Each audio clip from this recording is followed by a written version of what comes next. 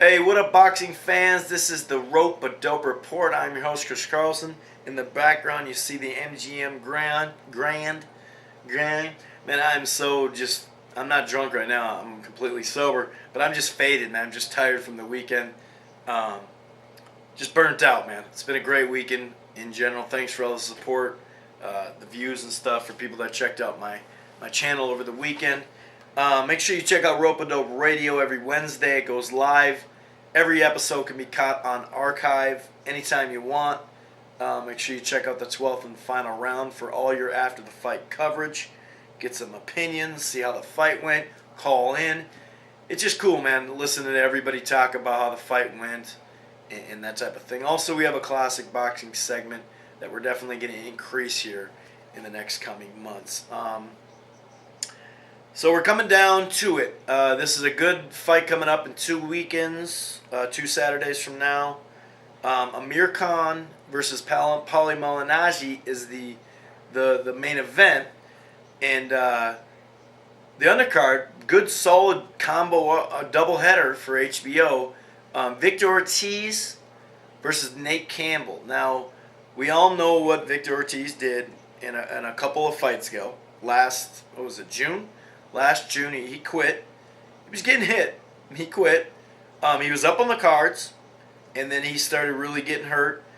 Obviously, the first round, he knocked Maidana down. Then Maidana knocked him down, and it was definitely a more serious knockdown. But then Victor kept going. He knocked Maidana down, I think, 2 more times. He was up on the cards. And then I believe it was the 6th round. He tried to slug with a slugger. At times, he was moving a little bit in there. But he just tried to slug with a slugger, and especially like a slugger like Maidana, that's a no-go. Nate Campbell, he's coming off that fight with Timothy Bradley. A lot of people are down on him for that. When I first saw it, I was like, oh, man, what? I don't know, man. That seems like you chumped out of it. Nate Campbell says that, he was seeing spots. He got the headbutt directly in the eye. He had a buddy that had just seen spots, and it had some eye problems. So we never know. We never know. It is what it is. You can call him a coward. You can say nothing. You can say, hey, we don't know. It doesn't matter, okay? What I do know about Nate Campbell and what I do know about Victor Ortiz is the experience level is nowhere near, okay? And sometimes experience level, like if you go, I've been at fault for saying this sometimes too. Shit, I remember saying, well, Kessler, he went 12 hard rounds with Calzaghe, but he didn't win anything. He didn't. It wasn't like a 7-5 fight. You know what I mean? So it's one of those things that Nate Campbell's fought a lot of good, experienced fighters. You know what I mean? And so I'm not just saying that because he's lost to a bunch of them. You know what I mean? Like if you look at, I think the fight Casamayor, some people thought Nate won that fight. No matter what, it was a good fight. It was a solid fight. He fought very well in that fight. And Casamayor, he can stand there and trade, but he's slick too. He's real slick. So Victor Ortiz, I believe, is going to have to win this fight on the inside. But the thing is, Nate Campbell, in my opinion, is a little more clever on the inside at this point in their career than Victor Ortiz. Victor Ortiz can move around a little bit. He can move around. I'm not going to sit there and say he can't move at all. And he's got a good jab and pretty good hand speed. Got some power, obviously. But he's not Casamayor. It's not even near. You know what I mean? And for Nate to have, plenty of success in that fight, that tells me something. Now, that was then. This is now. Nate's a lot older. But he's still crafty enough. It's not like he's going to have to chase Victor Ortiz all around the ring and get tired either. You know what I mean? And get super frustrated or something like that, where the old guy just can't make it around the ring. He just can't do it because he just doesn't move that much. And if he does, it's somewhat effective. It's not highly effective. It's just okay. He's okay at moving. He can do it if he needs to. You know what I mean?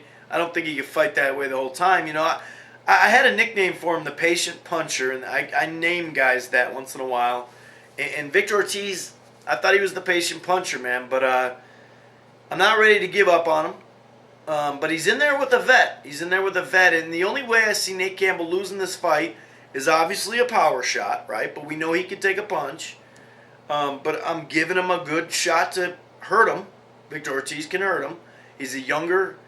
I don't know if he's fresher. Yeah, he's fresher. You know, Nate's been knocked out too. But I wonder if he starts getting rocked. I wonder if it all starts coming back to him. And I just think that Nate is just as skilled. You know what I mean? He can come with the jab and throw combos at you. He can go to the body. He's crafty on the inside. I just think he's just overall got a little bit more craftiness to him. He can take a punch. He can deliver a punch. He's up at 140. We don't know exactly how he's going to fight at 140, but odds are he should do okay. I'm going to go with Nate Campbell. I'm going to go with Nate Campbell by decision. Should be a great night of fighting, really. Not just a good, but a really solid doubleheader on HBO, May 15th. That's my birthday anyway. So I'm going to go with Nate Campbell by decision over Victor Ortiz. That's my official prediction for the 12th and final round. As far as just whatever, you know, because you have to be so detailed on the 12th and final round, I don't know if he's going to stop him. You know what I mean? I don't think he can stop him. I mean, I think he could stop him, but I just don't see it. I wouldn't be surprised at a 10th round stoppage because, you know, he can punch. Nate can punch. So it'd be interesting to see. You know, I think that they were smart with Victor Ortiz and putting him in with Diaz and the other guy to keep him busy. You know, and they didn't rush him back. And Vic did have a wrist problem. He broke his wrist or whatever in that fight too. And, you know, he's a good fighter. I got to admit, he's a really good fighter. I think he still has potential. Lots of it. But I just think Nate's going to be a little more crafty than Victor. Vicious Victor. Anyway, this has been the Rope-A-Dope Report. I'm your host, Chris Carlson. Peace.